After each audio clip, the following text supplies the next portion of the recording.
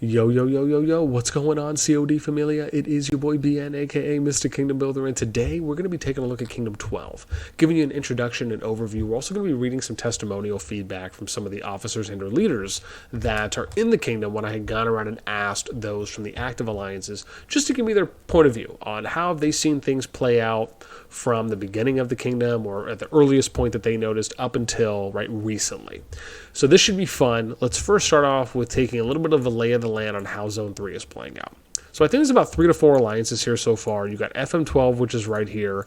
If we look at the passes over here, we got FMN, a pass up here, which is FMN. That's 2 alliances. Then if we go over here to the right pass, we have FMT, that's 3. FMI, that's 4.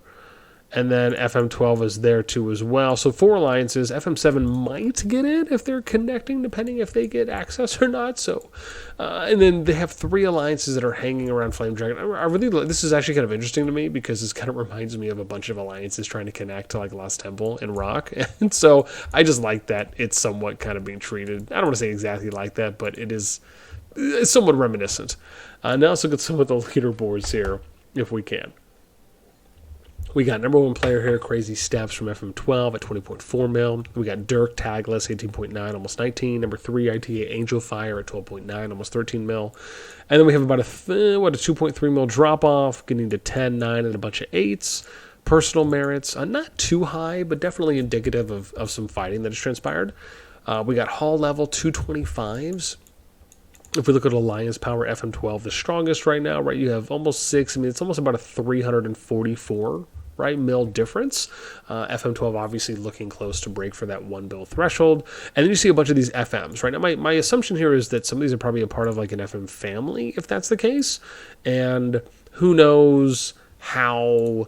This is the interesting part about me, and I just want to mention this real quick. When you look at these alliance boards, one of the things you'll notice is that there's really not any consistent formatting.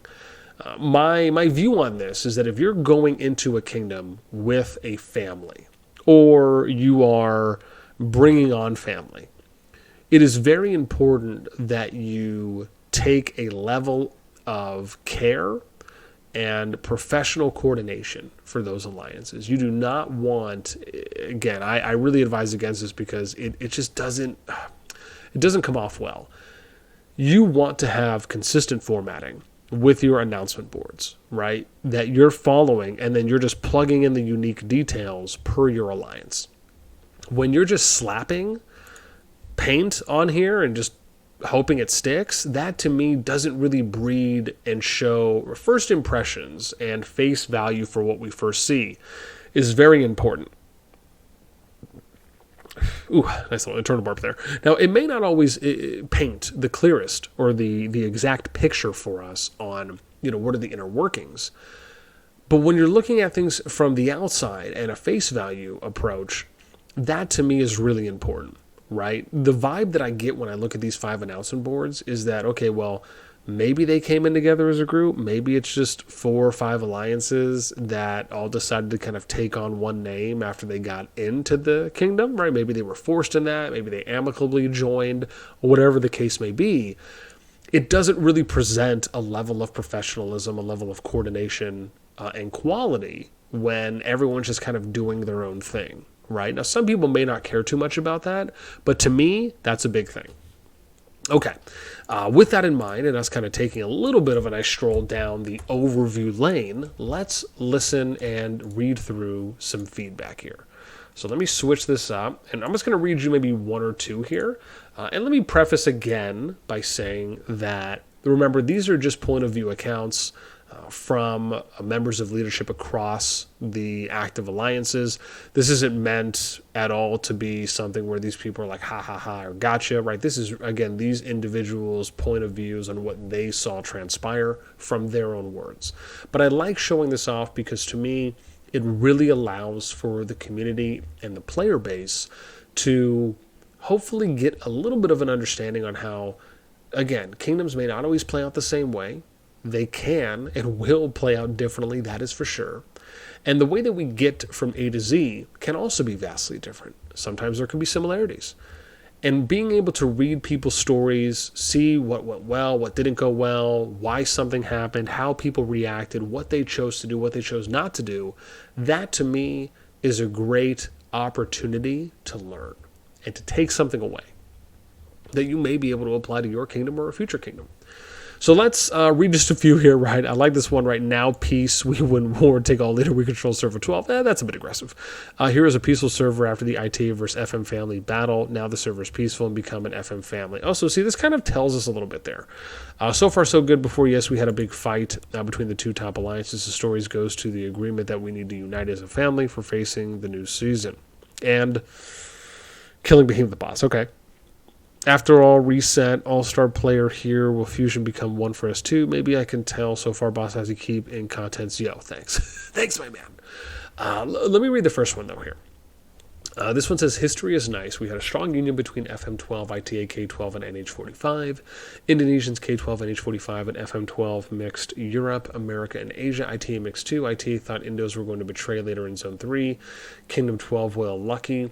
Stopped playing early and their leader was weak. FM12 made a forward in the middle of Navola to steal players, and then ITA followed and copied strategy. Interesting.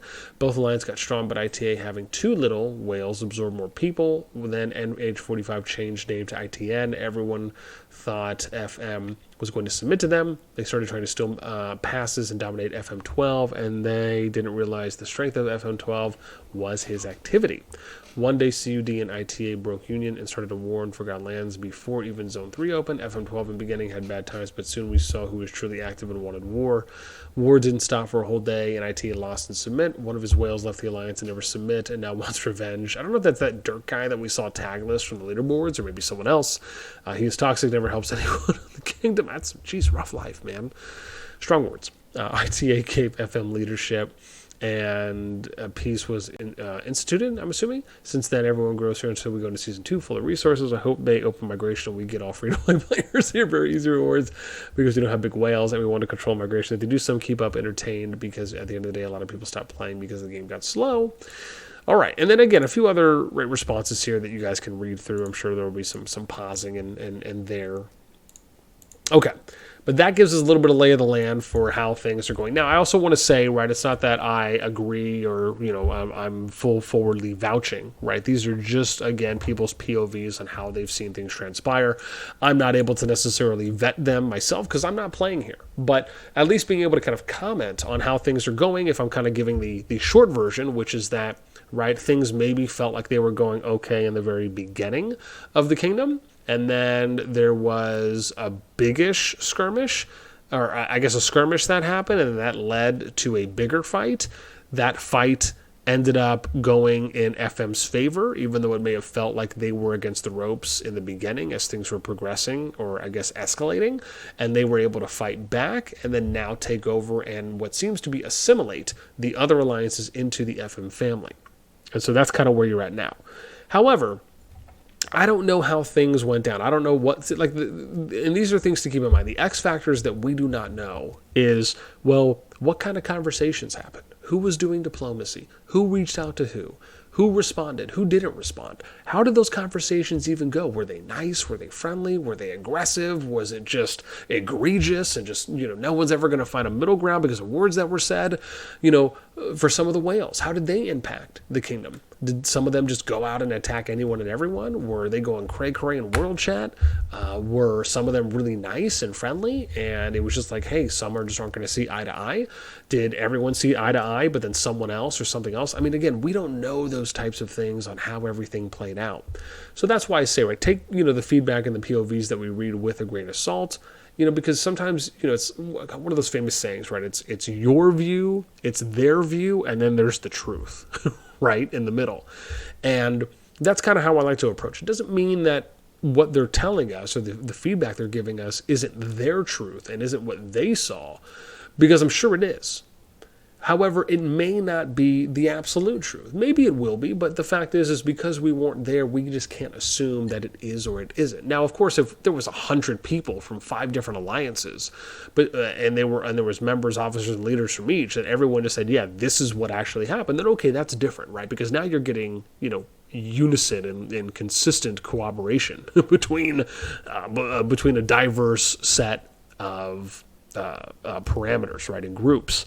So you could say, well, the margin of error is very low here, right, if you're having all these players that are consistently saying, yeah, this is actually happening. That would be different. With that in mind, as I said, there's no real fighting that's happening right now. I think the only thing I saw was that someone was building a flag here with some players. I think this is an FM12 flag.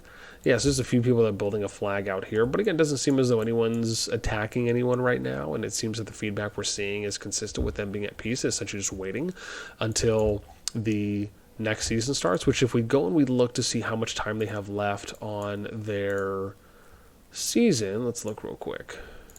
Yeah, they got 19 days until Titan's Legacy finishes, which could be about a week after that until maybe we hear something. And that's going to be interesting to see, because one of the other things we have to wait to also hear from is what's going to be happening with Kingdom 7 through 10. That's something to factor into as well. They might have about, a week or 2 weeks until something might happen there. So I'd be shocked if we don't hear something within the next 1 to 2 weeks on what's going to happen with that group. And then probably in the next 3 weeks or so, hearing on what could happen between Kingdoms, 11 and 14, right, possibly? So that'll be interesting to see how those play out. Obviously, we have to wait for the 22nd, which is a couple days away, until we see the SS1-1 and then adding servers 5 and 6 merge to play out until we get to the next groups. But man, a lot of stuff to keep in mind. This has been awesome. Really happy to kind of show some love here to Kingdom 12. And man, I wish them the best, right? I mean, if you still got, 3 weeks, give or take, to where if they can really get things going and focus purely on development at this point and trying to, I guess, incorporate as many of the alliances as they can to prep for next season. But what I will say is, and these are some of the, and this is the last thing, these are just some of the unknowns, is, again, how unified is the kingdom? I think that is a valid question to ask, because of the way that it seems that they assimilated some of the alliances. Sometimes when you win a war, and it can, you kind of have to throw away your pride if you're just going to be like, hey, yeah, cool, we'll just go ahead and join your family, right? Now, what I will say is my view on that is, even though I've ran groups before for multiple projects across 2 different kingdom builders now, the one thing that I respectfully, and this is just how I do things, would never do is I would never require, or I would never want to have other alliances join my family, our family group. And I say that because it is important for them. Now it's different if everyone really wants to, right? If everyone a part of that alliance, from the leader to the officers to the players, they have a vote and they're just totally fine with it. Okay, that's a little different. But typically, by default, I just wouldn't want them to. And I say that because it can be good for for alliances to remain independent to a degree, as far as keeping their own identity, right? They can still, remember, they don't have to slap your alliance tag on their alliance in order for them to support the kingdom and want to fight alongside you and you alongside them. That doesn't have to change the relationship, right? What sometimes can happen, though, is that if you force that type of a situation, or if it's, submit or die type, and again, I don't know if it was that or not, but if that was something that was factored in, you have to be wary of that, because that could potentially cause resentment, and that can cause seeds to fester, and that is not a good position to be in, especially with how CoD is playing out, or once the kingdom merges. Let's say that is what happened. Then you might have 1, 2, 3 of those alliances that just defect, and they just go and join another coalition of alliances to then fight you, right? Maybe they don't, though. Maybe things didn't go that way and they went well, and this kingdom will maybe end up like Kingdom 4 in a sense, right? Where the majority of those alliances in that kingdom actually stayed together, still are together, and fight together in SS1-1. So, we'll see how things play out once we get to whichever merge number this will be, which could be SS1-3. If it plays out that way, we'll have to see. Okie dokie. Artichokes, that's going to be it for me. Let me know in the comments down below what you think. Which way do you think this is going to go? You have any additional insight you want to give us on Kingdom 12? Let me know what you think about the leaderboards, how some of the feedback we've read in the comments down below. That's going to be it for me. As always, until next time, I will catch you later.